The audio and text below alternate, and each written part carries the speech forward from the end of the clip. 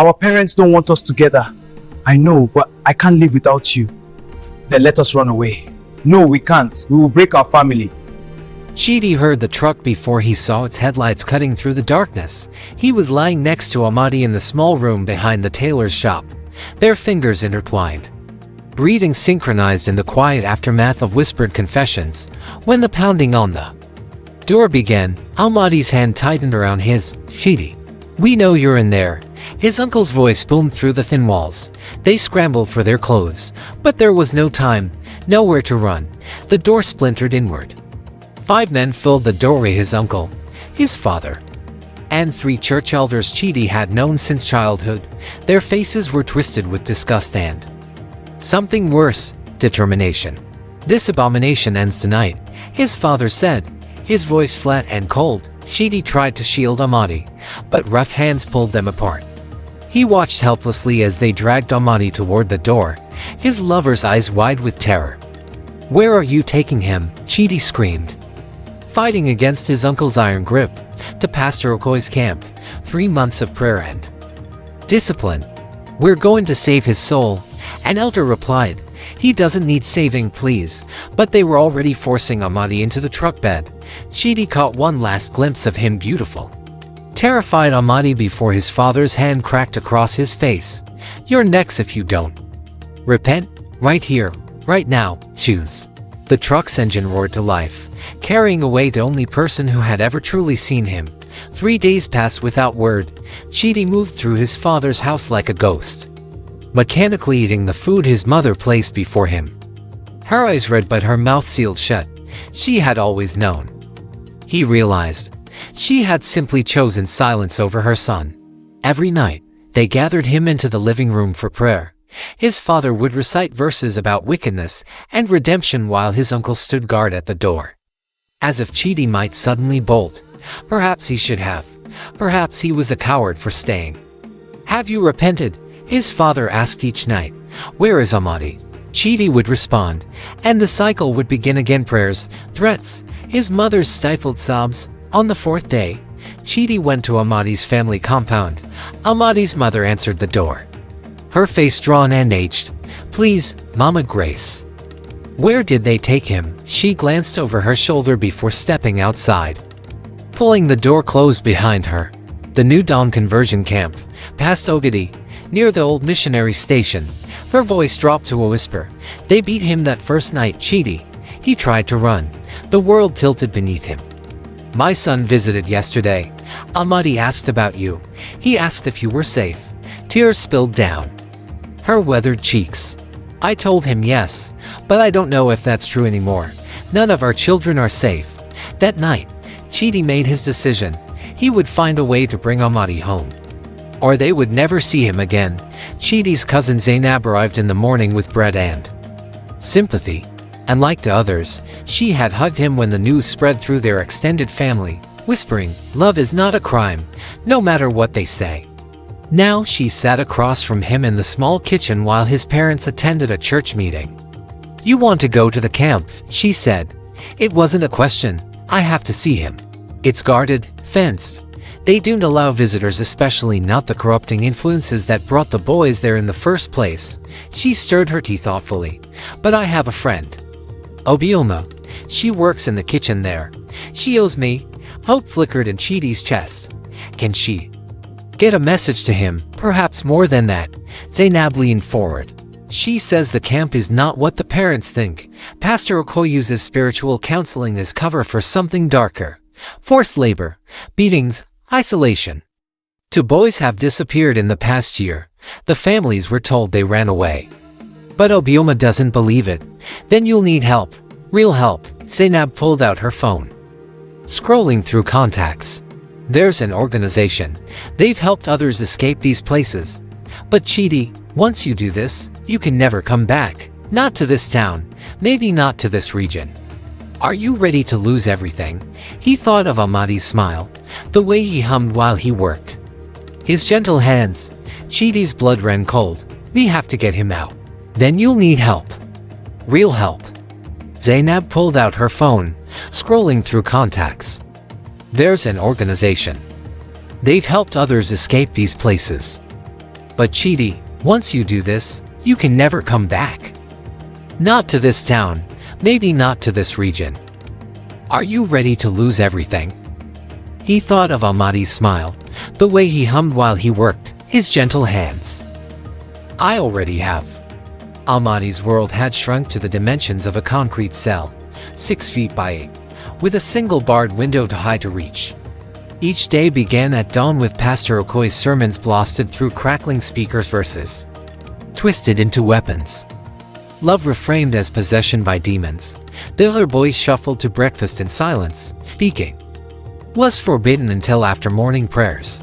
Amadi had learned this the hard way, his ribs still tender from Brother Joseph's corrective discipline. There were 12 of them, ranging from 16 to 25. Kofi, the youngest, cried himself to sleep each night. Tund, who'd been there longest, had developed a vacant stare that terrified Amadi more than the guards. They break something inside you, an older boy named Abube whispered during their 15-minute recreation period. Convince you that what you feel is evil. Some boys start believing it, not me. Amadi said fiercely. That's what Tund said 6 months ago. The afternoon brought therapy sessions and hours of kneeling on concrete floors while Pastor Okoye lectured about the demons of homosexuality. Then came the work, clearing brush, hauling stones, building an extension to the camp, and paid labor wrapped in the language of redemption. At night, Amadi traced Chidi's name on the wall beside his mat, his fingertips following the invisible letters like a prayer. He wondered if Chidi was safe, if he was looking for him, if love could survive when everything else had been stripped away. Then, one evening, Obioma slipped a note into his dinner tray. Hold on. He's coming.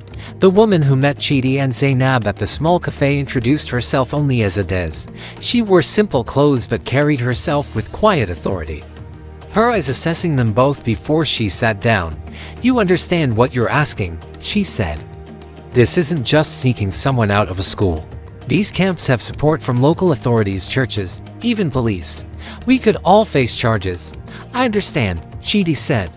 Adez pulled out a tablet, showing them satellite images of the compound. New Dawn has been on our radar for months. We've documented abuse, but getting evidence that stands up legally is difficult. Families don't want to admit what happens there. She swiped through photos: high fences, guard stations, dormitory buildings arranged in a square around a central courtyard. We've helped 3 people escape from places like this, but never from New Dawn specifically. Security is tighter. Pastor Okoye has friends in high places. What do you need from us? Zainab asked. Information, timing, and once we move, Chidi and Amadi need to disappear. We have safe houses in Lagos, then connections to help them leave the country if necessary. But there's no coming home. Chidi thought of his mother's face, the mango tree where he'd played as a child, the market where everyone knew his name, everything he'd ever known. When can we start?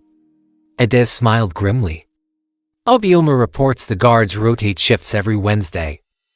That's when we'll move. 3 days from now. She locked eyes with Chidi. Last chance to back out. I'm not backing out. Then let's bring Amadi home. The beatings got worse after Amadi found the note. Not because anyone discovered it he'd swallowed the paper immediately, but because hope made him reckless. He met Brother Joseph's eyes during prayers. He refused to confess his love for Chidi as demonic possession. He stood straighter, spoke clearer. You think you're strong, Pastor Okoye hissed during a private session. Pride comes before destruction. We have time to rebuild you correctly.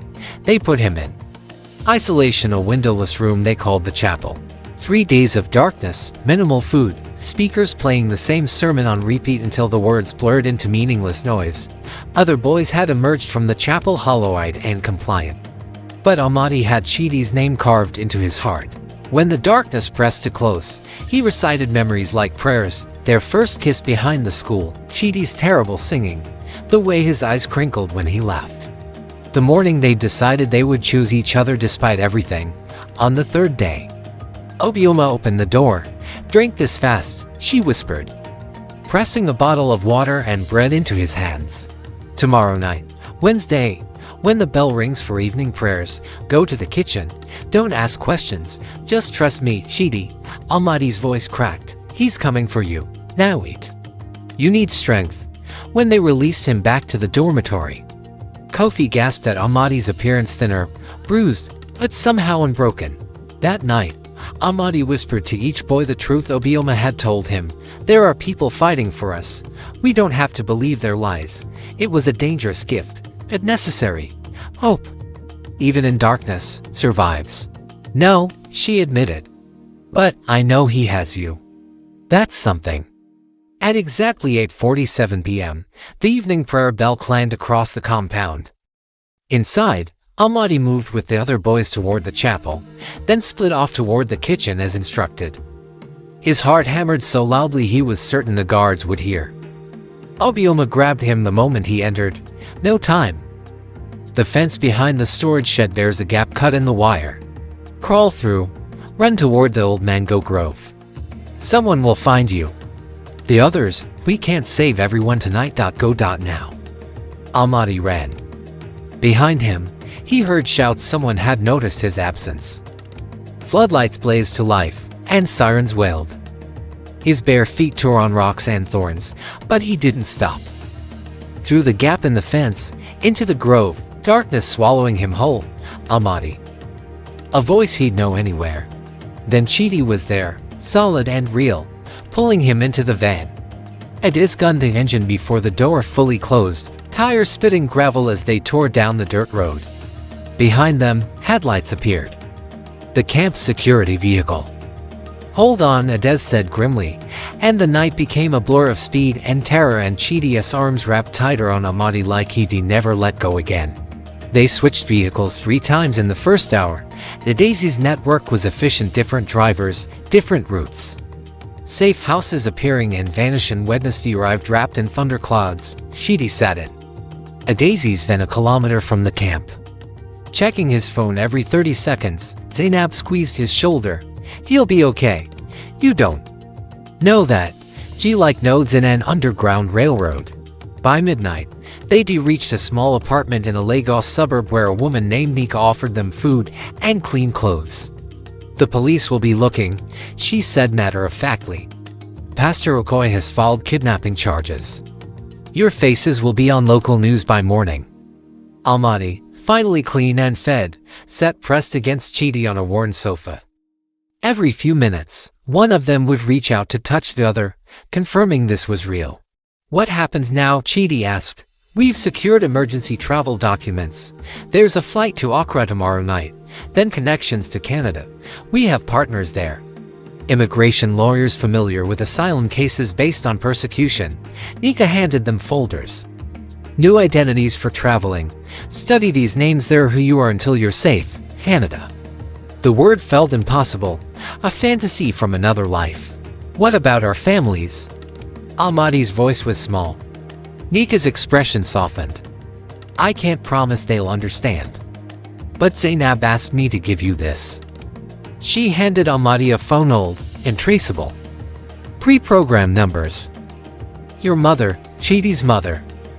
1 call each, if you want. We'll dispose of it afterward. That night, while Chidi slept, Amadi dialed his mother's number. She answered on the first ring. Mama, thank God. Oh, thank God. She was weeping. Are you safe? Are you hurt? I'm safe. Mama, I can't come home. I know, baby, I know. But you're alive, and you're free, and that's enough. A long pause. Is he with you, Chidi? Yes, good. That's good. Love him well, my son. Love him the way you deserve to be loved. The airport bristled with security. Chidi's hands sweated as they approached passport control, the fake documents feeling like weapons in his pocket. Amadi walked beside him, limping slightly from his injured feet, his face carefully neutral. Purpose of travel? The immigration officer asked. Tourism, Chidi replied. Voice steadier than he felt. The officer's eyes lingered on Amadi's face. Had he seen the news reports? Were they already flagged in the system? The seconds stretched into eternities. Then the stamp came down. Safe travels. They didn't speak until they'd boarded the plane, buckled in, the aircraft pushing back from the gate. Only when Lagos disappeared beneath the clouds did Amadi finally cry great.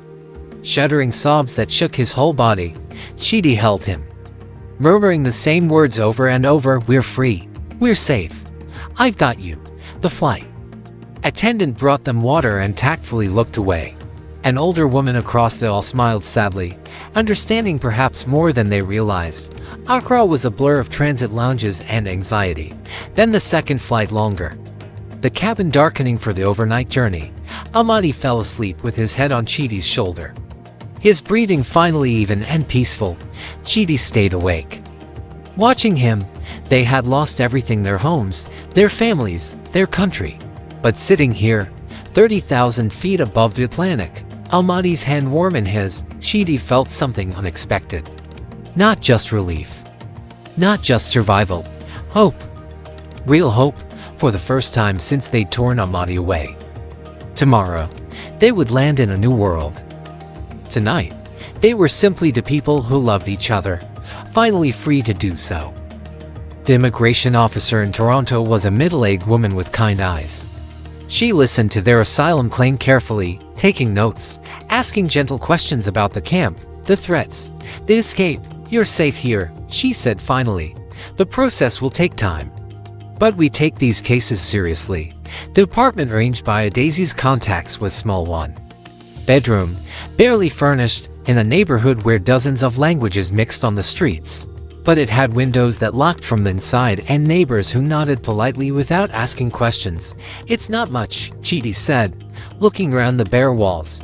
"It's ours," Amadi replied. "That's everything." They found work: Amadi at a tailoring shop whose owner was himself a refugee. Chidi at a restaurant where the chef didn't care about papers, only whether you showed up on time. The days were hard, the winter brutal, the loneliness of being severed from everything familiar sometimes overwhelming. But there were good moments too. Their first Christmas, celebrated quietly with takeaway and a small tree from the dollar store. The day their asylum was approved, and they could stop looking over their shoulders. The afternoon Chidi proposed with a simple band bought from a street vendor, and Amadi said yes through tears. 5 years later, at their small wedding in a community center, surrounded by other refugees and asylum seekers who'd become their chosen family, Amadi spoke his vows. "They took you away to fix me. To break something they said was wrong. But you can't fix what isn't broken. You can't break what's true." Chidi slipped the ring on his finger. "We lost everything to be here." "No," Amadi corrected, pulling him close. "We lost everything except each other. And that's how I know we've already won." Outside, snow began to fall, gentle and clean and new, covering the world in possibility. Thank you for watching. Kindly subscribe, like and share if you know you enjoyed the story.